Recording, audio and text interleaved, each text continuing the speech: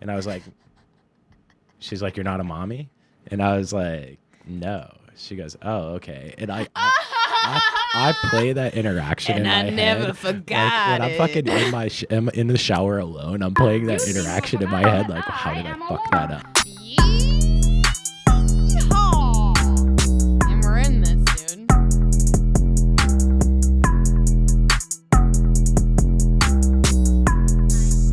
Yeah, so my friend Tommy, he works at the club. He's a night manager. Mm-hmm. He was like, hey, I have 2 extra tickets to Coldplay. Mm-hmm. I was like, I don't really like Coldplay. Like, I mean, their music is whatever to me. Yeah. So he invited me, and I was like, fuck it, I'll take it, because Her was opening, and I love Her. Oh, okay, cool. Like, Her is incredible.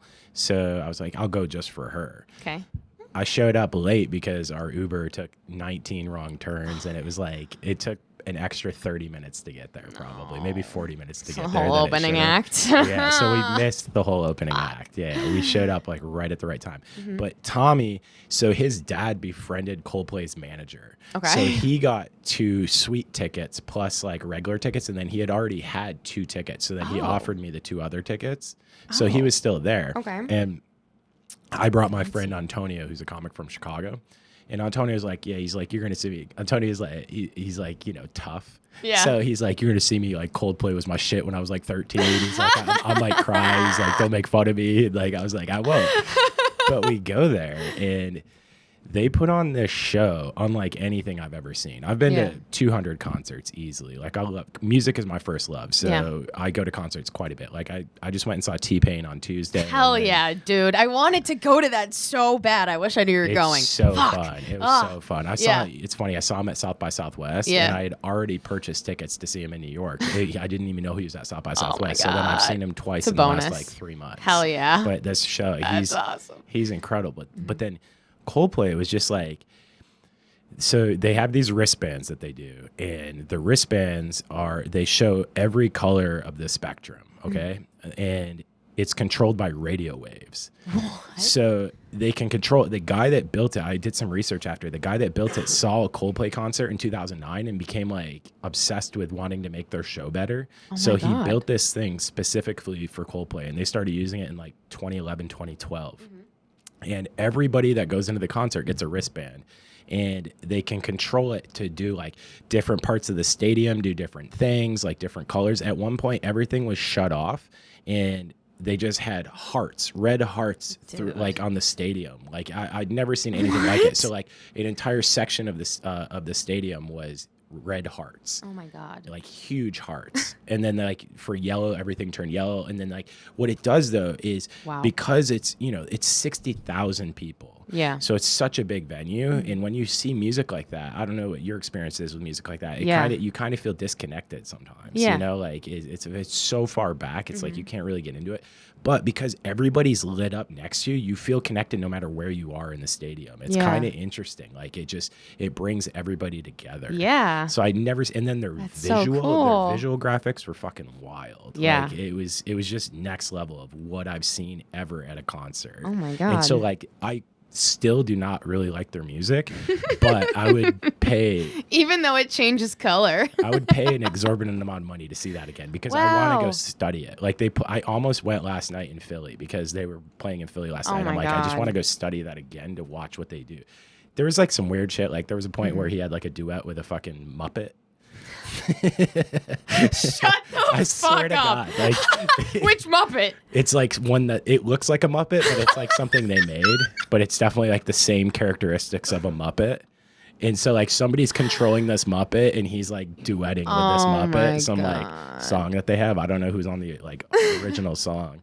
But yeah, Jay-Z and Beyonce were there. They didn't perform, but they were there watching. Oh like, my God. It's just like, it's a fucking wild experience. And their whole show is green.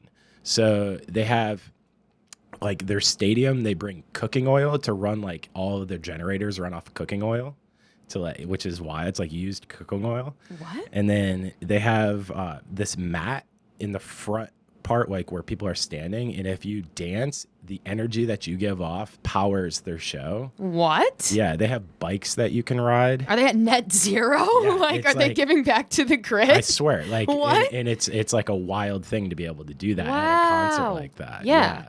Yeah. And so, bring that to like all over the place. Yeah, there was one part, like you guys do with editing videos, so you'll sort of appreciate this. There was one part where they show the live shot and they're doing the cuts and everything, and then they have like sort of like a little intermission so they can go change. But what they did was they played the video that they just showed backwards and added these effects to it. So it was immediately came out, and then they reversed the video, added these effects to it, and then they came back out in different outfits. So it's like, instead of just like a normal break, they kind of just had something happening that was still visual, like a going bumper on. almost. Yeah, but it was like What? a 2-minute thing where they played it all backwards. They played the whole video that they just showed backwards, and it was a live shot video. So that's why it was cool. That is really Yeah. that is, my brain is processing because Yeah. that is so much work. Yeah, definitely. You know what I mean? I'm like, where's the trick? Like, I always look for how the magician did it, like in Yeah. editing. You know what I Yeah. mean? That's insane. Yeah, and they put like, they put like slow motion effects on it and fast motion effects and like all different effects all over it. Oh It my was God. interesting. That is really Yeah, interesting. so I left that concert and I was like, this is fucking, I need to do this again because I want to feel this again and see how I can bring that to comedy, like what I can do as far as stand-up comedy goes. Because the only thing I've ever seen anywhere, it's not even really in the same realm, but Andrew Schultz did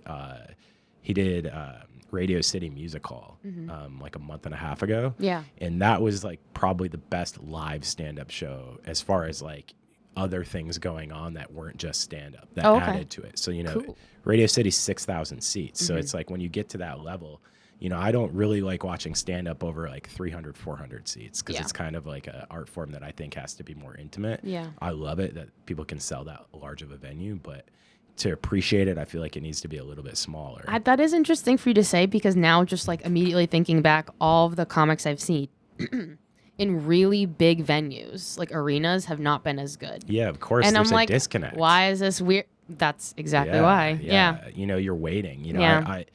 I went and saw Trevor Noah because my friend Josh Johnson opens up for him. Oh, cool. So he tours with him a lot. And we saw him at the United Center, which is like 20,000 seats. And there's just like a disconnect when it's a place that big. It doesn't feel as good as 75 people in a basement somewhere watching stand up, which I am the most comfortable in. 100%. Like in any setting, that's the setting I feel the safest. You in. get the most out of it. Yeah. I feel. Yeah. You can. It's just more connection. Which with stand up you have to have that connection. Yeah.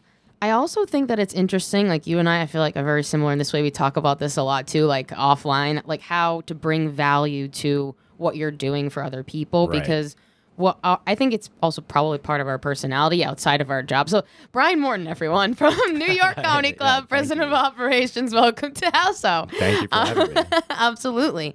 I wanted to have you on. You're such an interesting individual. You've lived many lives. You've done a ton of podcasts here as a guest. And like I've heard you tell your story many times. And like this is an accountability podcast. Yep.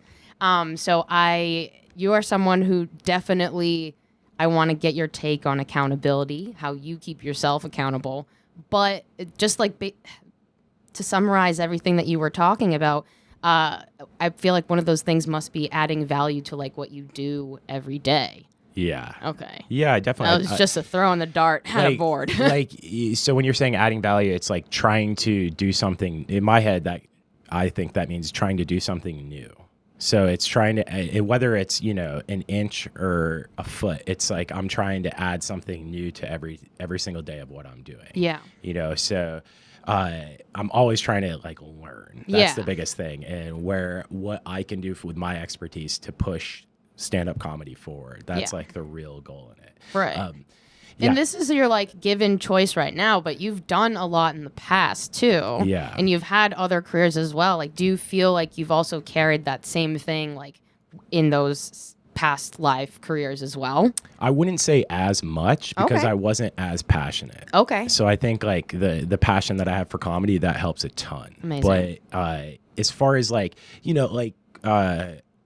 my first like real career was the military, and I did well at that because it was also like I was on a contract where if I don't give a fuck, I could still make it through and be okay. But like if I care a little bit, you kind of get rewarded more. So I was like, why not just go for that? And like I legally wasn't allowed to leave because I get arrested. So it's like I'm forced to be here, so I might as well do pretty the best good. I'll try to do maybe not the best I can because I didn't give a fuck that much about it, but also like I cared about like just making it as easy as possible for me to be able to do things. So it's like you could fight against it and like you can be that rebel in whatever you do and say fuck it, but like if you sort of lean in a little bit and go towards those things, sometimes it works out better for you. And that's what I was finding in the military a lot is like I would lean in. If somebody, I wouldn't necessarily volunteer for things, but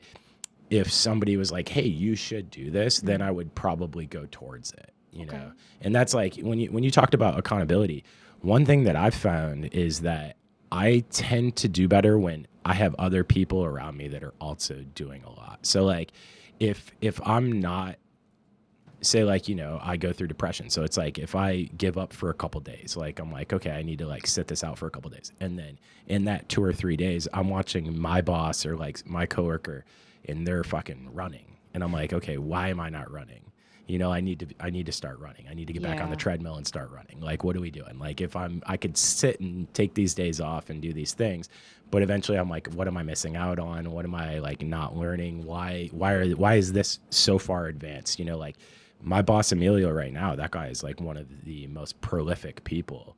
He just works and finds new avenues and things. So it's like when I watch him, I'm like, okay, or like Curtis at Laugh Factory or like Rachel at Zanies, like these people all inspire me to do more, so that's like accountability. I think sometimes for me definitely comes from other people doing things. That's a great point. Yeah. And maybe not also just the people that you're working with immediately, but their auxiliary people and the energy that they're like giving as well. Yeah. You're the combination of the 6 people you spend the most time with, right? Or something like that. And I mean, we've been in New York for like 2 years. Yeah. And like the energy in New York is like ever changing and you have to sway with it. And like you came at such a weird time. Such a weird time. I mean, like we came in and it was great for us at the time. Like the purpose that we came for, we did. Did you come mid-pandemic? We did. We came June 2020. We signed a lease. Yeah.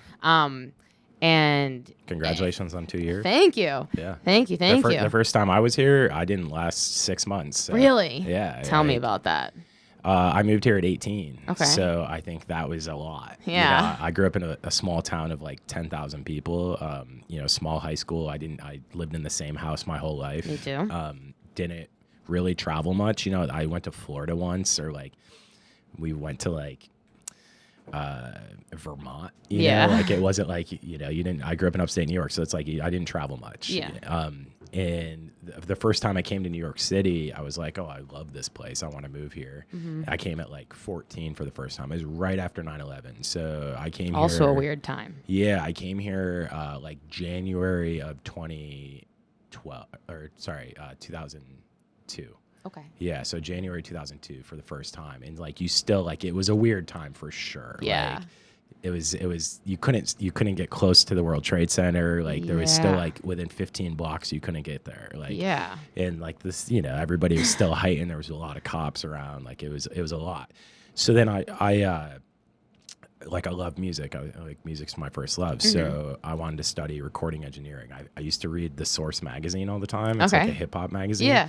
And in the back of it, they had ads, and one was for Full Sail University in Florida, and then one was for the Institute of Audio Research in New York City. Mm-hmm. So I was like, oh, okay, I'll move to New York City. So then I did. And I was here, I moved in like July, something like that. Mm-hmm. And then I started to like really feel it in December that I wasn't meant to be here. Like it was a lot. It was a lot at 18. I didn't have any money really. I was trying to keep up with kids from Long Island that were all rich. Yeah. So it's like just trying to balance that. And I left. I think I left in February. I called my mom. I was like, you have to come get me and like move me out. She's like, why? I was like, I just can't do it anymore. Like it was just rough. So then I ended up moving back home. Yeah. I feel that. Like right now we're going through like a transition period in terms of like where we're going to live and do. And did you figure it out? Yes, but I won't. I'll tell you off podcast. Yeah. It's like a lot of things are bittersweet but things like open up for you for like bigger things. So like a lot of room is being made right now. You know what I mean? That's great. And it is. Yeah. It is. And like I feel lighter. But I'm from Boston. Yeah. So I already come with a hate for New York, right? Like I love to hate New York. But like it's I don't know where I'm rambling to with this, but like New York has a certain energy that we were talking about, and when it's like really good, you ride the wave, right? And then you kind of have to remember why you're on the wave, right? And then if you need to do something else, it's okay, right? You know, like New York's not going anywhere, like you know, neither are we. But like, you know what I mean, like. It's a living. I look at New York as like in a living organism. It chews you. It's always changing. Yeah. And you just get your moment of time in it. Yeah.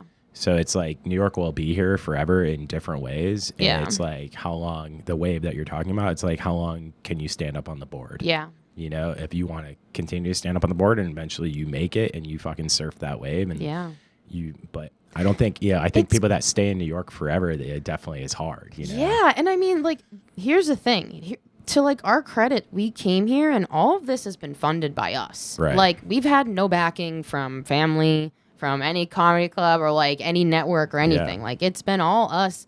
So everything that we've done up until this point, like I'm cool with it morphing because we have so much data now. Like you were talking about observing and like learning more and like wanting to go back to even concerts just to like look at how they produce things. I'm very much the same way. Like I have data on like every show that we've ever worked on because that's how like obsessed I am with like making things better and understanding the cracks in ourselves and you know what I mean? 100%. So I guess like music is actually a great precedent because it involves a lot of the same things like set design and things like that and interacting with the crowd. But what other... Like I watch a lot of documentaries. Like how else do you like take in knowledge like that? Yeah, you know, you put up a thing on Instagram requesting it about documentaries, and that's pretty much all I watch is our documentaries. Awesome, that's good to hear. I don't watch a ton of movies, but like you know, and same thing with TV shows. I don't really watch a ton of TV shows. Yeah. If I watch a movie, it'll generally be in theater. But I mean, I've watched documentaries in theater too. So it's like I'll go to the theater to watch a doc. Yeah. And then I was telling you about this guy Thoughty too on YouTube. I started listening to the playlist that you sent me. Yeah, he just has so much stuff that is like very, very interesting. That's what I go towards biographies. I try to learn from what other people have done because I think that's the best way to learn. You know, I learn from their mistakes. I learn from that's just how I take in things. Yeah. And I try to watch a lot of documentaries on like other artists or auxiliary people to artists because the journey of an artist is the same. You know what I mean? It's the same. We're all in that person's movie. Yes, you know what I mean? Absolutely. So like we say that around here like all the time. Like you're my movie right now. You know what I mean? Yeah. One documentary that I've studied so much is Abstract. Okay. The set designer and now I studied so much and I'm forgetting her last name, but she goes by Ez, but her whole name is Esmeralda. But I'll have Irish pull it up when he comes back. I was the art director for Corinne and Christina's special. Right, yeah. And I studied like set design before doing that so much because I just wanted to take in so much knowledge to like make the best impact and value to like what I was helping produce. I set up that set 3 times that same day. Yeah. Like it doesn't matter what your vision is. Like you have to mold and like ebb and flow. You have to be adaptable. It's so crazy. Yeah. You know, and you have to do that with everything, with every project. Yeah. You know? Yeah. And that's like, you know, I kind of got blessed working in comedy for so long because every fucking night is a live show and everything could change. You know, like whether, you know, as simple as the CO2 running out. And then you're like, oh fuck, now I have to like go get 2-liter bottles of soda from Walgreens to like make drinks tonight. And that slows down a show. Yeah. So it's like now you're changing, you know, you're adding 15 minutes to the show probably because you have to pour drinks differently. in a different way, and your bartender has to be used to that. So now it's like everything that we had planned for the show to run smoothly has to change right now. Yeah. You know, and it could not even be, you know, I might have forgot to order, but also we had a leak in our CO2. It's as simple as that. So now you have to be adaptable in every single way. Yeah. You know, like a comic goes way over their time. So then that adds time to your show, or you have complaints. You just have to like be able to adjust live shows all the time. Like it's so rare that a live show goes perfect always, you know, like you want it to go perfect and you can try to make it, you can set every single thing that you possibly want to do beforehand. Like you want it to go perfect. Like you have everything set up and then something else will still happen and it'll change. And like for me, I'm a perfectionist in a lot of ways, especially with like show running things. Yeah. And if something is wrong, I had to learn how to adapt to that and not get frustrated, because it's super easy to get pissed off about it. Yeah. You know, but pissed off doesn't do anything. So it's like you have to figure it out to make it the best. So when you're saying you had to change it 3 times, it's like, I'm sure that second time you're like, fuck, okay. And then the third time you're like, okay, like I got, yeah, okay. Each time, let's go. In my mind, it wasn't even a frustration thing, because it's no one's fault. It's just the way things happened in the day. And I was like, all right, well, this one's going to be better than the last one. You know what I mean? See, and that's a great way to think about it. There was no other option for me that day. Yeah. That's the day. You know what I mean? And like that, it meant a lot that like I was even asked to do that job. You know what I mean? So that's how I take everything that I do, and like any of the shows that we work on. And I think I talked about this in the last episode as well, but like when I learned to produce live podcasts, Irish taught me, but I was doing it live. Like I learned everything live, which arguably I think is a very good way to learn, because you're paying the most attention. 100%. You know? You can't fuck it up. Yeah. You were actually just saying like, you know, you can't take offense and like you can't take things personally. Have you always sort of like been that way, like been able to compartmentalize your emotions versus like you develop a relationship with a comic and like they're going like 10 minutes over their time or something like that, and you're like, dude, come on, like, you know what I mean? Like, how do you deal with that? And it perpetually happens, I'm sure. 100%. Yeah. Especially like it just depends if I'm close with the person. So that's actually something I was talking about the other day. And as well, it involves like tipping. Like some comics don't tip, right? Okay. And that's okay. But like we had a manager meeting, and the night manager's like, you know, what would you normally do about this? I'm like, well, you can't really do anything. Like it's up to the comic to tip. But the same thing with like running a light or something like that. What I will do is I'll just go bust the comics balls about it. So I'm like, if they know, like, I'm not going to get angry at them, you know, but if we're close, you know, like if you're like, it might upset me. So say like I put you up, like you're a new comic and I put you up for 6 minutes and then you do 12 on that 6 minutes, I will be upset. But if you are somebody that you perform at the club a lot and this day you went over by 5 minutes because you wanted to, like there's no real excuse, you wanted to, I'm going to bust your balls about it. And that's the way that I handle it. I'm not going to get angry. Like it's very, very rare that I get angry. Yeah. So with me, it's like, and the comic I think will understand more if I'm busting their balls about it versus getting angry. Yeah. You know, like getting angry, then they're going to think I'm an asshole. Right. They might think I'm an asshole for busting their balls, but it's like a softer way to do it, I feel. Totally. Yeah. Totally. So just like adapting that. Fighting like, humor with humor. Yeah. I definitely think you have to like your emotions, like you can't. I've made that mistake plenty of times, like where I've corrected something in the moment or done something in the moment when I shouldn't have, when I should have maybe taken a beat and like really thought about it. So it's like controlling your emotions is very, very big, and just in anything that you do. Yeah. But I mean, it's not the easiest thing in the world, especially if you're an emotional person. But like, you know, I've just definitely worked on being better at that and like figuring out when to give even advice. Like sometimes I'm bad at the timeline of giving advice. Like I might mean well, but like I might say it at the wrong time to somebody. What do you mean? So like if a comic does a set, like I've run into this before, comic does a set, I see something, I'm like, hey, like this like can improve your set. I've said it when they got off stage versus waiting for them to like decompress and like take time with their sets. Like I maybe have done it right away, and that's usually not the best way to go about it. So totally. It's just like learning that. So even though I mean well, it could be off-putting, you know? Yeah, that's actually very good advice. Because I think we all need to take a beat sometimes and like be patient. I think like on both working ends, you know, people are doing other things and like thinking other things. You might not have known that maybe they tried something different that night for whatever reason because something sparked it. I don't know, whatever.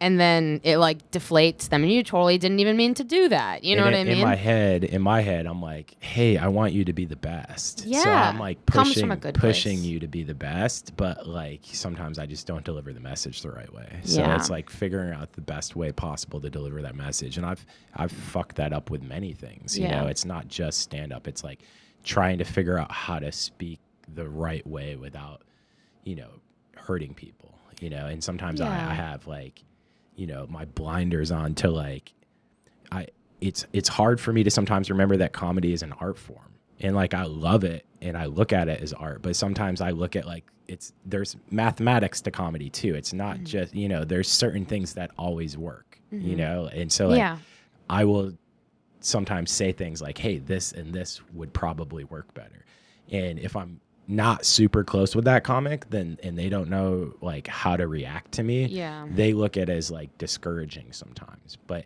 if I am pretty close to them and they trust me, and I've had it like where, and obviously my voice is not always right, whatever, but like I've had it where a comic in Chicago, he was headlining at Zany's. I have known him for a decade, and I've watched his set for a decade. So I watched his first set, and I watched what he did, and I was like, hey, like, I think that you should do this, this, and this, this. Like, gave him a bunch of notes on how to, like, change his setup. He ended up doing it, and it went great. That's awesome. And then he credited me for, like, changing how it, because his first set didn't go that well. And then he changed it, and the rest of the weekend, his 6 other shows went great. That's awesome. Just from changing that. So I know, but also, like, I've been wrong before, too. So it's just, like, I have to make sure that I have a close enough relationship, and like also I know how to deliver any advice. Like, do you know Seth Godin? I know the name. He's like one of the biggest marketing guys. I went and saw him speak at a seminar, and I like started to follow him. But my friend Chris sent me a email. Like he gets a daily email, like just like to help you like grow and become. You know, it's like his tips and his stuff. advice. Yeah. So one of them was all about how to ask for advice. And the idea behind it was like, you know, sometimes when you're asking somebody for advice, they're not going to give you what you want back. And it's not anything to do with you. Yeah. It's just to do with them giving advice. And their advice might be coming from a scared place. It might be coming from a place that you're not used to. And you're trying to like, hey, this is my art. What do you think of it? And they're like, hey, like, you're not going to make it type thing. They might not say that, but it's like, you shouldn't do these things, da-da-da. Yeah, so Seth Godin's advice was like, hey, what you should do is present somebody else's work and be like, hey, what do you think of this? This is somebody else's work. So it's harder, obviously, with live stand-up, but if it's a joke or whatever, if it's written, it's like, hey, what do you think of this? And then if they trash it, and it's like, well, okay, this was like Dickens. So like this is like one of the best ever, and you're telling me that it's trash. So that just means that that's you and how you're going to give advice no matter what, because you don't want to hurt me and you don't want to watch me get hurt. Yeah. So it's like trying to figure that out. That's so interesting. Yeah.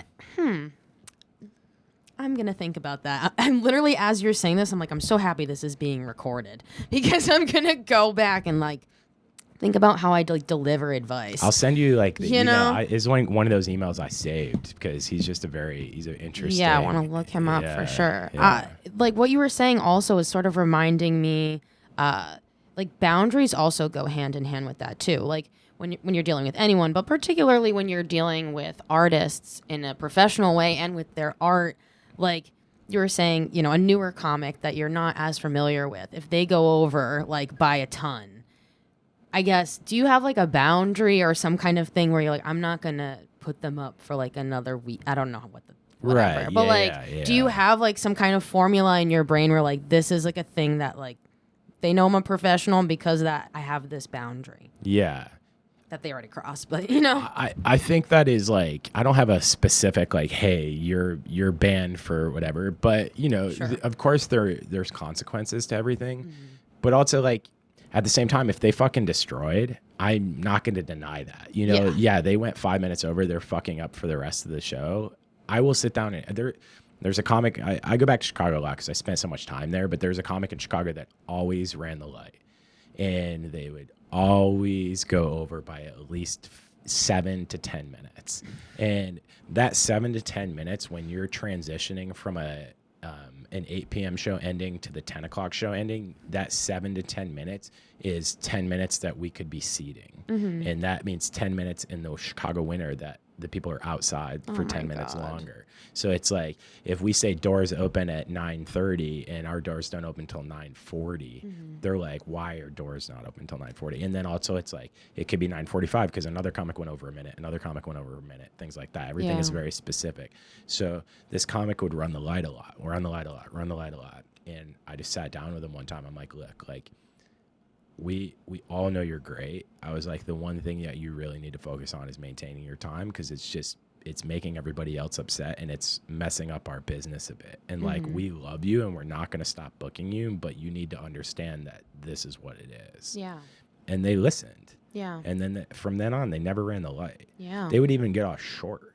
Like, still, like, until I left, they would do like 2 minutes less. They just became aware of it, because sometimes you just don't realize like what it means. Like, you kind of have to just explain it to them. So I think communication is like a big part of that. It's just like, because I could fucking ban whoever for whatever and not explain why. Yeah. But if I sit down and explain it, I feel like if then you don't understand it and then you still do it, then we have an issue. So it's like, but if I sit there and I talk to you about it and like we go back and forth, or like I bust your balls about it and you like, you know, you don't get it, like then we have an issue. I definitely think like, educating people like that is the first step, and like doing that as many times as you can. There's like some rule in my head, but maybe it's like a social rule or something where you try something 3 times. Yeah, the rule of threes. Yeah, exactly. Yeah. Before you're like, all right, I really need help with this, Right. you know? So in that instance, not just playing devil's advocate, that person, you tell them that many times, you've educated them in like however you best that you can. Time goes by and they still don't respect that boundary. Like, what do you do? I mean, I always do everything about respect. So it's like, and then if you're disrespecting not only me, it's like, I don't really give a shit if people disrespect me. Like, my ego is not like, oh, whatever. Comedians are artists. I get it. If you are disrespecting the show and all the other comics, I mean, more like the business, like not necessarily you. The business side, then it's like, okay, then we have an issue, and you'll probably not work our club anymore. You know, there was a comic that just got upset one night and went up and broke a table at our club, and then I just like couldn't work him anymore. I'm like, look, dude, like, out of everything, you can't do violence. Like, that's like the one thing. Like, you could say as much shit as you want. You could fucking threaten me. I don't care. But like, if you're showing all the other comics violence, then they're going to feel unsafe, and I have to stop booking you. Yeah. Like, I'm sorry. Like, I think you're great. Like, I think you're hilarious, but like, you lost your cool and you fucking broke a table. It's like, that's a lot. Yeah. Talk about dealing with emotions versus logic. Right. Yeah. So it's like, I don't have a specific rule, but it's, everything's always case by case basis. But I've found that most times if you just speak to somebody and you talk to them, and then they're usually okay with it. Yeah. I mean, definitely. Not saying that's definitely the way to do it. I'll be a little bit lighter now. We'll move on a little bit from the darkness. By the way, also, I wanted to just say thank you. You brought us lots of gifts. So many gifts. All of the gifts. Brian is the best. Every time he comes over, look at all.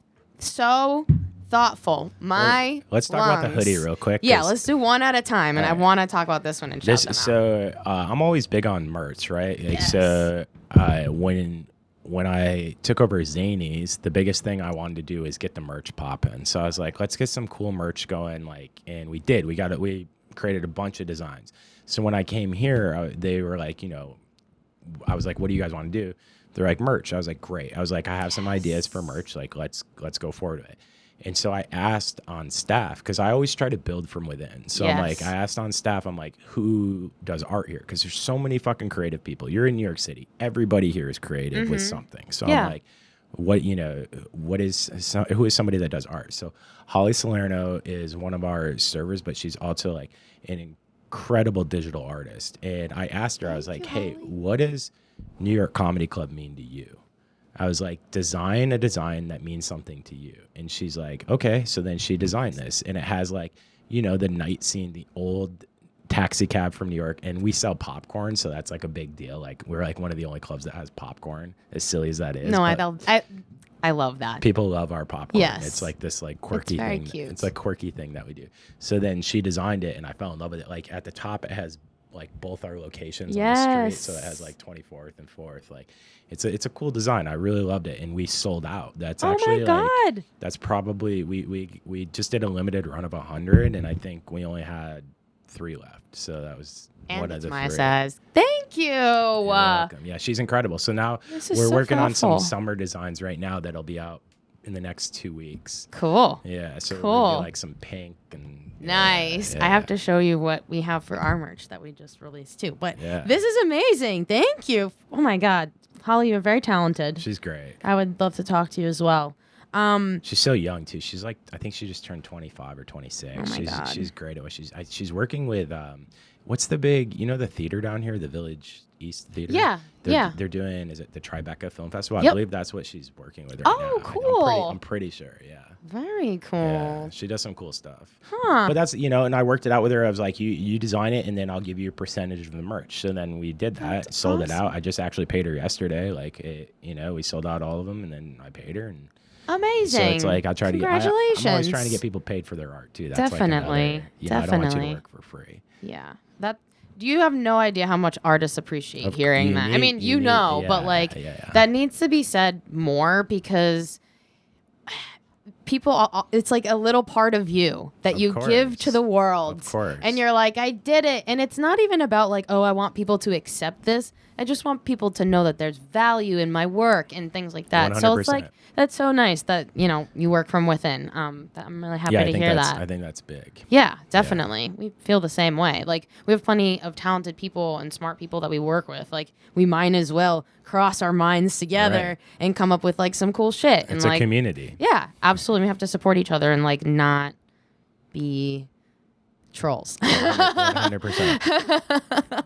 But also, we have to not kill our lungs and smoke. But I wanted you to... No, they'll still kill your lungs. Yeah. It's not about your lungs. Do you understand what it is though? Yeah, you blow into it. Yeah. And it keeps the smoke in here. Yeah, it makes it so that it has a carbon filter.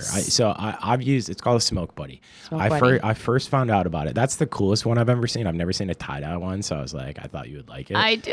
So I found out about this in 2010. And I was living in an apartment, and I used to go to the head shop all the time. And I was like, oh, like, this is cool. It's a little carbon filter. Then I don't have my place doesn't have to smell like weed. Yeah. That's great because then I won't get in trouble from the neighbors. Yeah. So I bought it, and then I started buying all my friends them because, like, they're great. Like, when I would go, like, stay in a hotel, and you can smoke in your hotel and blow through a smoke buddy, and you're not going to get any smoke in your room. It's like, especially if you take a little one hitter or something, it's great. Nice. And to tell a fun story, I was telling you a little bit in the kitchen. Yeah. I saw Joey Diaz. He's been like my mentor for a long time. He's a really big comic. He's great. I saw him in like 2010 in Rochester, New York, and he was outside smoking a joint. And I was like, oh, so we started talking, and then in my head, I'm like, oh, if he had a smoke buddy, he would probably stay in his room. It was the middle of winter, and he's like outside smoking. It's fucking cold. Yeah. And, like, Rochester gets cold as fuck. Yeah. So the next time I saw him, like 5 months later in Chicago, I brought him a smoke buddy. He called it a grenade because I saw him like 6 years later. He's like, I still got the grenade, which is hilarious to me. saved my life. It's just so funny to me that like it's something that he could just use forever. And I think that if you're a person that loves to smoke, like you should have something like this if you want to be able to smoke in places that you're not supposed to smoke. We definitely will be in those places this summer. I was telling you this is going to save our life this summer for sure. And it definitely will. Oh my God. Thank you so much. This is so thoughtful. And with the wick lighter and everything to keep everything the clean. hemp wicks are great. The hemp wicks are great. It's the cleanest. It is. It is. Oh man, I needed that lightness to come back. Oh man, we were talking earlier about documentaries, and you were talking about that watching sort of like bio documentaries are the best. And Montage of Heck is one of my favorites. Okay, is that about Nirvana? It's about Kurt Cobain. Yeah. I haven't seen it. But It's very. It's a lot. Yeah. It's a lot. Yeah. But I love Nirvana, so that was a good one for me. And I watched like a lot of musicians, like Dolly Parton. Yeah. Was one that I really, really liked. But what are like a couple like particular people that you've either watched and they're your favorite or recent ones? My memory is so bad when it comes to this, so I have to like think about what documentaries I really loved. It doesn't have to be like a specific documentary, but maybe like who's the girl that sang Blue Bayou? It's not Belinda Carlisle. It's Linda Ronstadt. That's her name. It's Linda Ronstadt. I went and saw her documentary. I went and saw it in theater. Okay. And do you know about Linda Ronstadt? Yeah. Tell me. She's incredible. She has a lot of big songs that you would know, but she ended up going like platinum in 4 genres of music, which is like insane. That's unheard of. She did like rock, country, Spanish, and then she did like show tunes. What? And like she ended up doing like selling a shit ton of albums in every single genre. Oh my God. And like her first band, like the backing members, ended up becoming the Eagles. What? Yeah. Yeah. And it's just like a true muse. Yeah. And it's a beautiful, beautiful documentary. Wow. And at the end, she has she has Alzheimer's, I believe. Okay. And so like at the end they're talking to her and she's sort of like not remembering everything, and it's like it gets at you. Like it's a beautiful doc though. You see like everything that she did for music, and especially for women in music. Like I love like I have like a soft spot for women in music, especially because my mom is a singer and played in a rock band my whole life. That's growing awesome. up. So like I've always been attracted to women singing. Like and I love like she's a great one. I'm trying to think. Oh, I loved like Dr. Dre and Jimmy Iovine have a documentary. Okay, cool. Awesome. Have you ever seen it? I haven't seen it, no, but I would watch something like that. It's a 4-part documentary on HBO. It's not called, I'm thinking The Untouchables, but that's not what it's called. It's got a name like that though. But they show the rise of Jimmy Iovine and everything that he did. And he's got like a crazy story because he just like, I think he graduated college, but he didn't really know what he wanted to do. And he started working at a record label, just like sweeping the floor.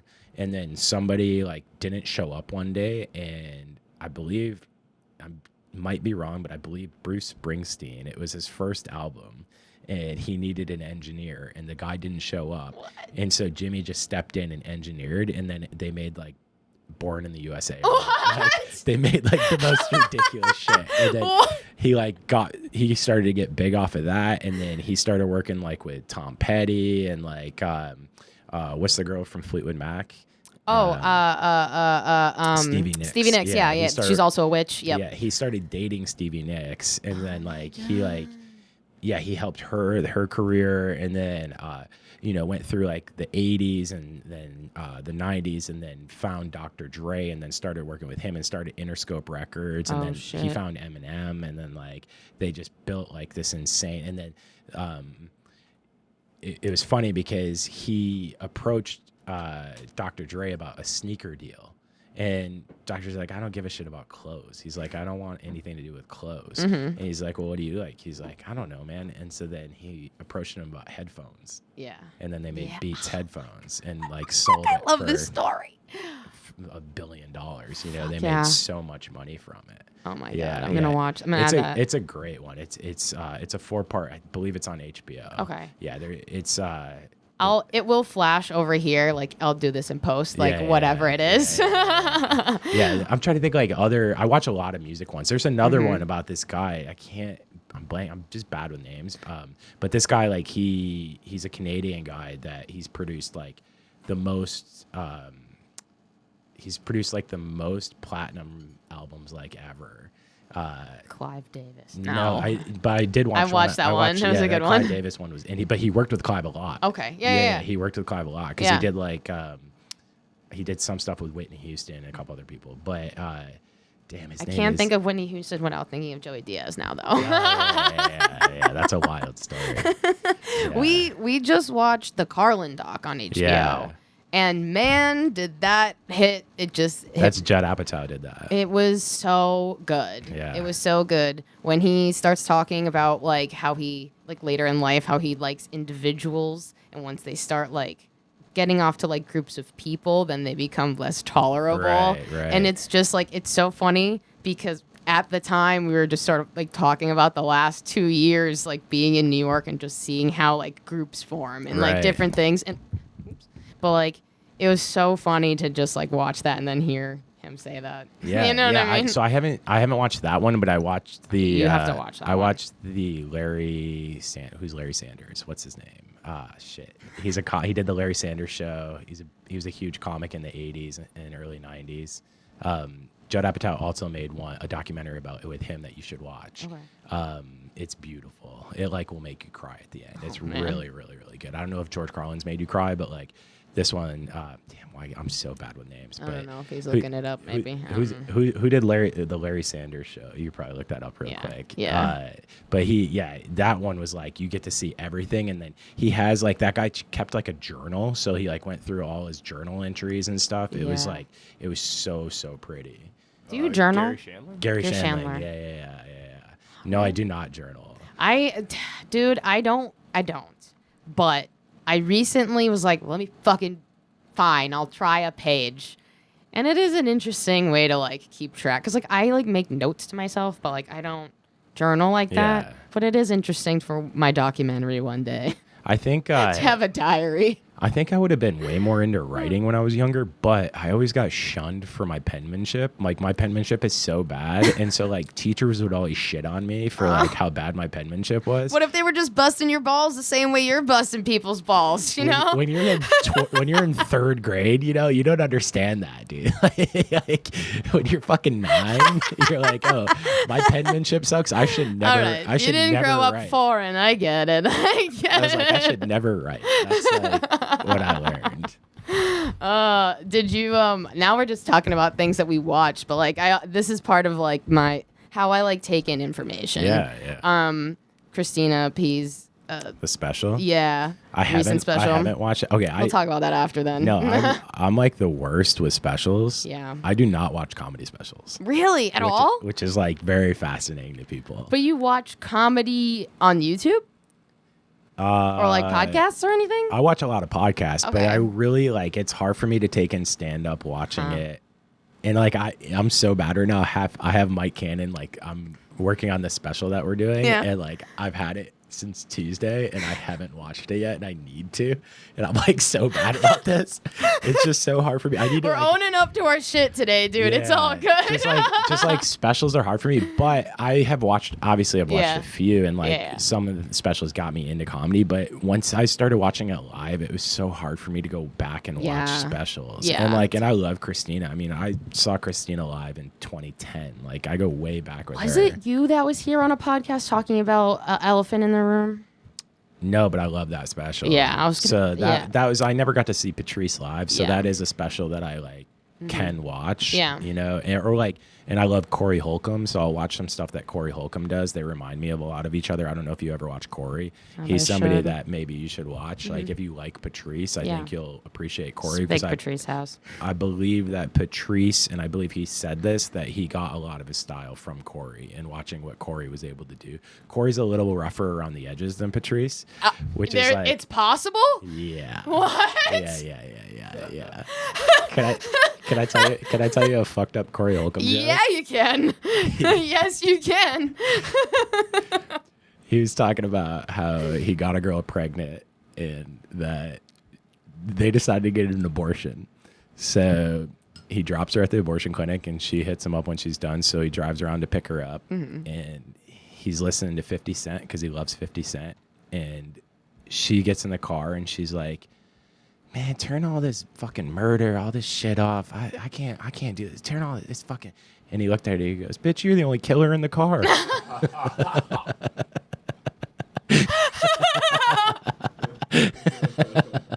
You fun sponge.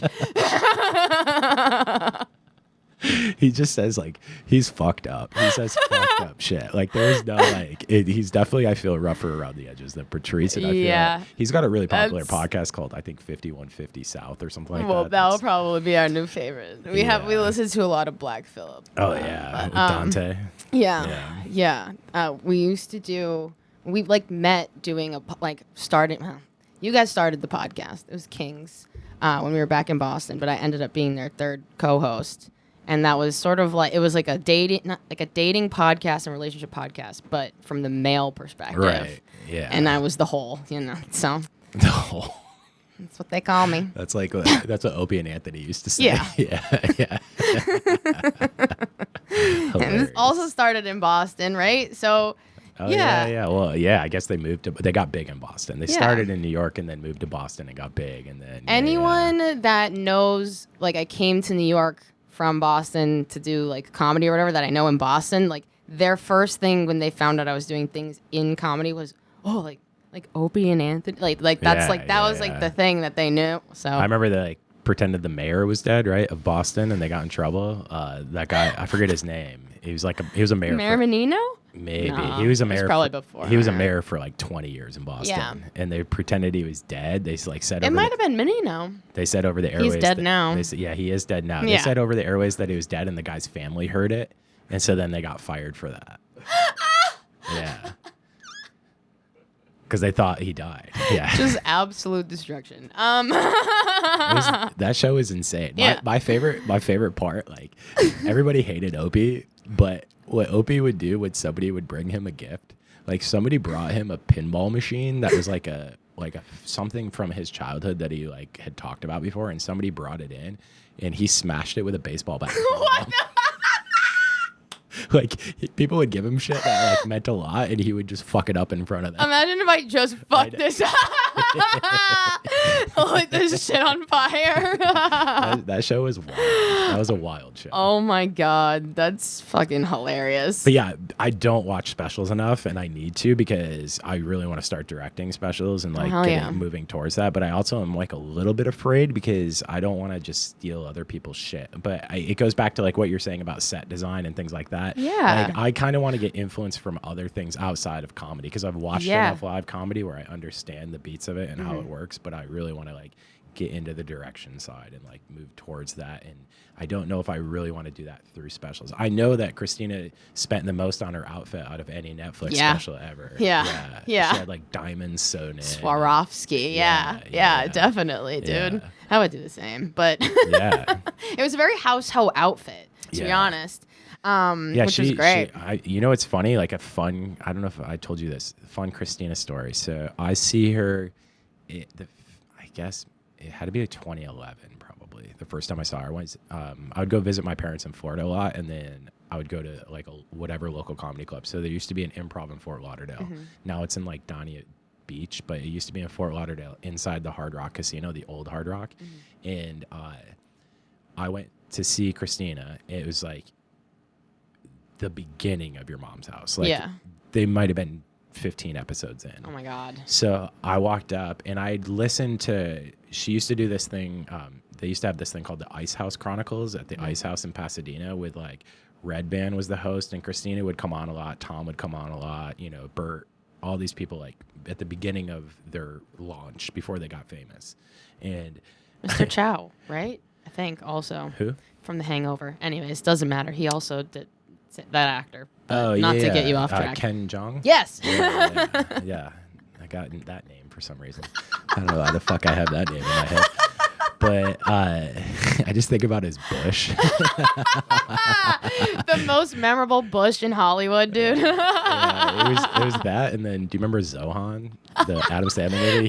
He had like a huge bush too. That was like his big thing. Fucking hysterical. But anyways, I see Christina. I watch her show, love her. She was like big on Chelsea Lately at that point, so she would do like that's what most of the people that came to see her. Nobody really had ever listened to her podcast. I don't think that much like at that show. So I walked up to her and I was like, I said something like, "Oh, I love your podcast, like your mom." And I listened to maybe 2 episodes, and she's like, "Oh, are you a mommy?" And now, yes, that makes sense. But to me, then I was like, "No, I'm not." And she's like, "Oh," and I was like, she's like, you're not a mommy? And I was like, no. She goes, oh, okay. And I play that interaction and in I my never head. forgot when I'm fucking in the shower alone, I'm playing that interaction in my head. Like, how did I fuck that up? Like, I am going to clip this and send it to her. How did I fuck that up? How did I fuck that up? It had to be. I have a picture of it. It had to be like 2011. Oh my God. Like, she was probably touring, getting paid club minimum. Like it's hilarious. Oh my God, that's hysterical. Yeah. That's hysterical. Yeah, I think I DM'd her once and I ended it with, thanks, mommy. Yeah. But now that's like, they're like, how many episodes in? It's of crazy. Course, it's huge now. It's the biggest thing ever. Yeah, it is the biggest thing ever. We look at them as a precedent, honestly, all the time for too much content. Yeah. You know what I mean? And just like other groups that are doing things in a similar or maybe just a very different way, and you have something to learn from like anybody. That's why I love like Red Band, because he was the first one that produced their podcast. Yeah, he did Rogan's first. He did like so many of these shows, and yeah, I don't know about their show, but I know for a fact he still gets paid from Rogan even though he's not on it. Oh, Rogan shit. still pays him a weekly salary. Wow. And I think probably they might too, because he started with them. So before I forget, can you look up, it's Abstract on Netflix, set design. The first name is ES, but I forget her last name. I remembered when he came back, I had to ask that. Yeah.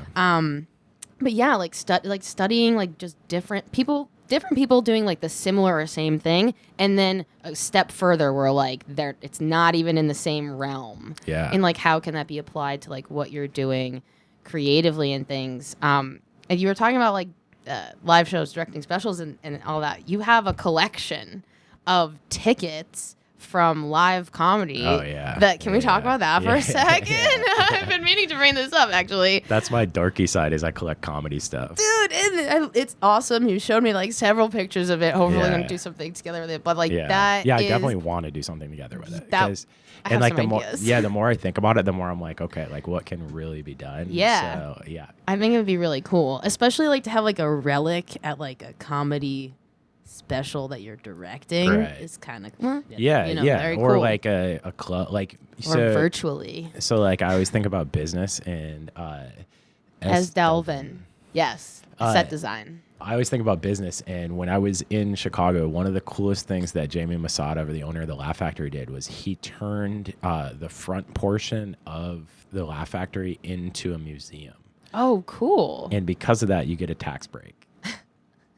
So it's like, it's awesome. It's awesome. But then at the same time, you get a tax break. So I have all this stuff. So eventually, like, whatever club that I have a piece of, I want to be able to put it in and have. That's very cool. Get a tax break, which I think I will. Yeah. Because I have like some really cool. Yeah. Very rare. Yeah. Very cool stuff. Yeah. So like ticket stubs, like the oldest one I have is from like 1968. That's crazy. And it was like a $4.50 ticket for a comedian. I'm trying to get a Mom's Mabley that's a little older, and I want to eventually try to find, which they don't really exist, but a Lenny Bruce one that's like on the ground, like a receipt. But yeah, pretty much napkin. every like comic I have a cool ticket from them, and I keep buying them now. Like I go through like phases where I won't buy one for a while, and then like I'll get 25 of them. Like, I just got it's this. My weird addiction. Well, I found this, like, I like haggling too. So like I found this pack of 5 the other day. I was like, oh, I really want one ticket out of this pack of 5, but the whole pack was like $27, and I got it for like 14. But it was cool. It had this. It had a Dave Attell Insomniac tour. Ooh. So I was like, that's like something I specifically wanted. Yeah. But that's worth it. Yeah. That's very cool. Yeah. That's very cool. Well, I guess it could relate to this or not, but I have one segment on this podcast, which is the accountability segment. Yeah. Where I have to like report what I did with my art for the week, and then if you want to put anything out there that you want to be accountable for, we'll have you back, and then we'll see at some point, and we'll see if you did it. Right. So I recorded twice this week, so really I haven't had too much time, but just to like keep reporting on my coloring book that I've been working on. We interrupt this program for an important news announcement. Howdy y'all, Haus Haux here. If you're watching this right now, I'm in Austin, Texas. But more importantly, my coloring book is officially done, bitches. Finally finished it. Feels good. It was like an extra element. It's That's so cool. A little bit more. I liked what Natalie was telling you to Twitch it, put it on Twitch. Yeah. And, like, do a live version of it. That was pretty. One cool. of my friends had a good idea too. Like once it's done, that I should start like order one and color it in. Oh, 100%. Yeah, and like online. David, how many pages is it? It's gonna be 12. 12. That's great. Yeah. So it's like technically a page per, I guess, month. It's supposed to be sort of the journey of a year, but you can do it as fast as you want, obviously. Yeah. Well, that's what you should do, But, though. Like once a month, show like how you color it in. Yeah. You know? Or just consistently a little bit every day, Yeah, something like that. But it'll be cool. I'm excited. That's great. That it's like, I feel like the content of it is done. It just needs to be put in the format, whole thing, and that's like. You make candles too, am I right? Yep. Yeah. I do a lot of things. Cool shit. Thank you. Actually, so this one's like a Too Much Content candle, which you can buy on our website, toomuchcontent.live. But the candle like collection that I've been doing for like the last 6 months has corresponded with a page per of my like coloring book. Oh, that's sick. So yeah, so it's like a little bit. I'm trying to like make the things that I make more connected and wholesome. Right. Because I've been making candles for like a really long time, but it started as like a hobby, and then I was like, oh, people actually want them, and then there was no like fluidity to it. Like, why am I doing this? Right. I can make a good candle that lasts a long time, that's like vegan or whatever, and smells good, but like, why am I doing this? Yeah. You know, what's the purpose behind it? right? Yeah, and so.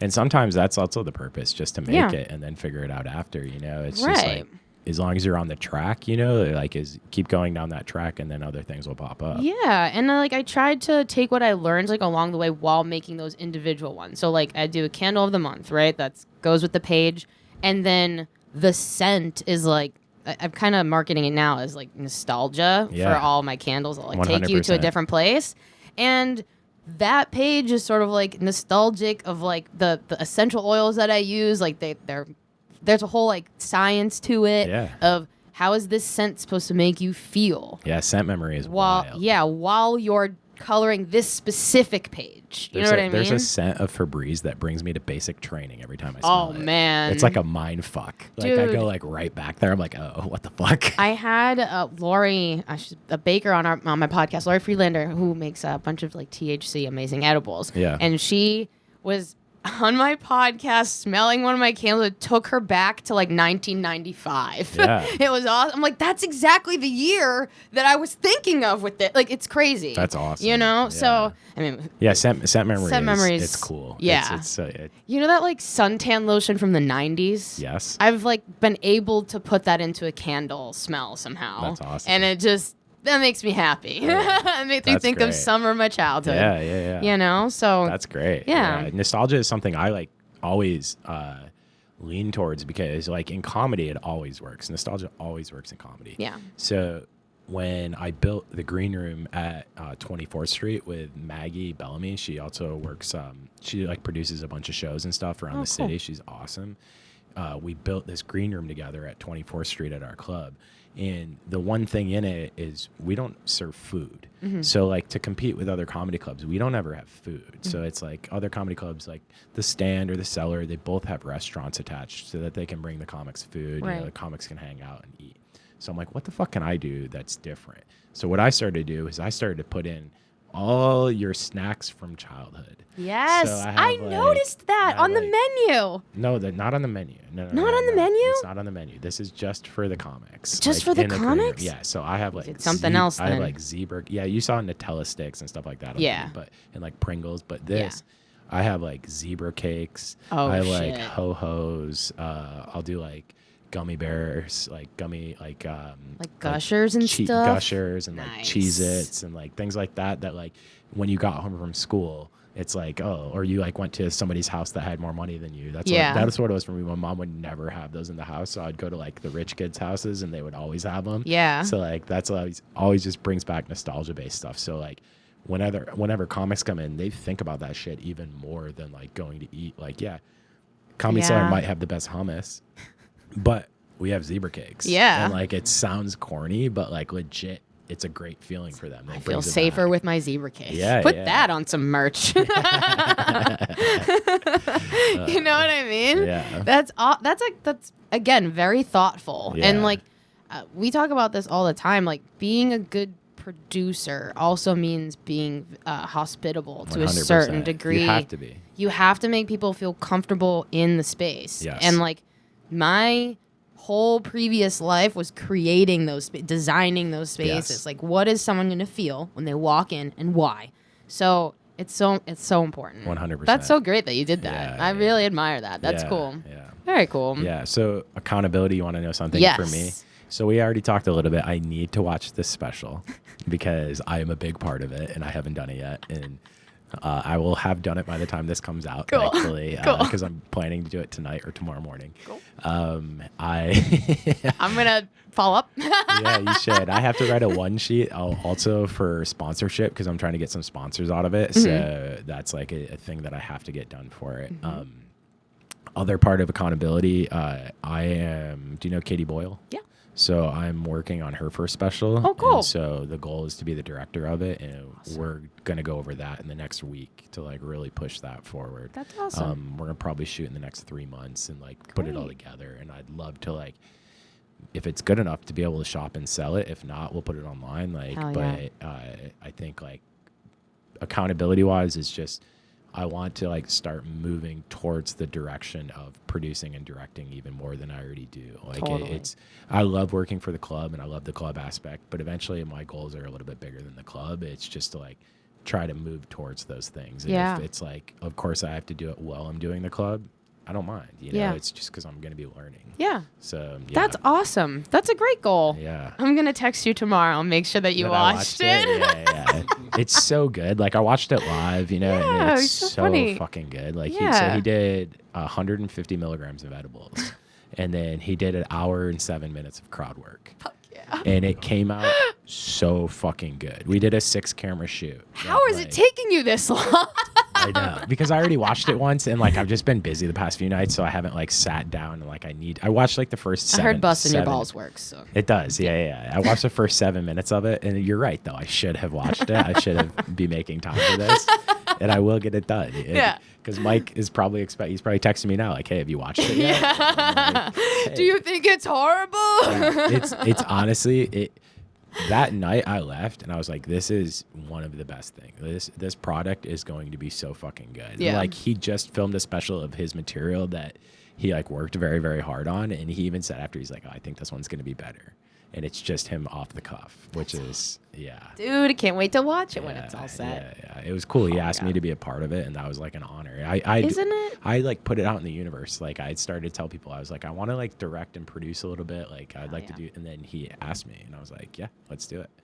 It was like within 2 weeks. It really is about focusing your energy to that thing and thinking it Yep. over and over again. And like really, like we've been very reflective like the last couple of weeks and particularly. And like when you really think about that stuff, like this is the stuff that truly brings me to my highest self. I feel the best when I do it. Yeah. I've been thinking about this whole time, you know, like It comes with accountability because people have Yeah. to trust that you're on your shit and you're Yeah. actually going to watch the special and like, you know, go Yeah. over it. So that part, you know, like you have to have some sort of backing and your work ethic and everything has to be evolved. But, Totally. yeah. Accountability is interesting. Like it's like, I do think that I get a lot of it from other people, you know, like if I'm falling behind and I'm watching other people run, I'm like, you know, I need to be able to do this. Yeah. So it's like, we can all do this together. So, Hell yeah. Yeah. Well, thank you so much Thank for you for being on having this me. podcast. I want to have you back. I felt like this was like 3 minutes. I That know. was so I quick. looked at the time and I was like, it's almost time for you to have your other meeting. I want to be respectful, but where can people find you? I'm on Instagram, BDMNYCC. Come to New York Comedy Club. We're open 7 nights a week. Oh, We yeah. have 2 clubs in the city, and we just signed a lease, and we're opening another club in Stamford, Connecticut. Oh my God. That's going to be under our banner. We have other clubs, like we Cool. have the Atlantic City Comedy Club, but this specific one will be the 3rd New York Comedy. We have California Comedy Club. This will be the 3rd New York Comedy Club, and it's going to be in Stamford, Connecticut. So that'll be another awesome. club that I'll be the president of operations for. So then, Congratulations. yeah, thank you. Yeah, that one's cool. Like it's gonna be our biggest club, Wow.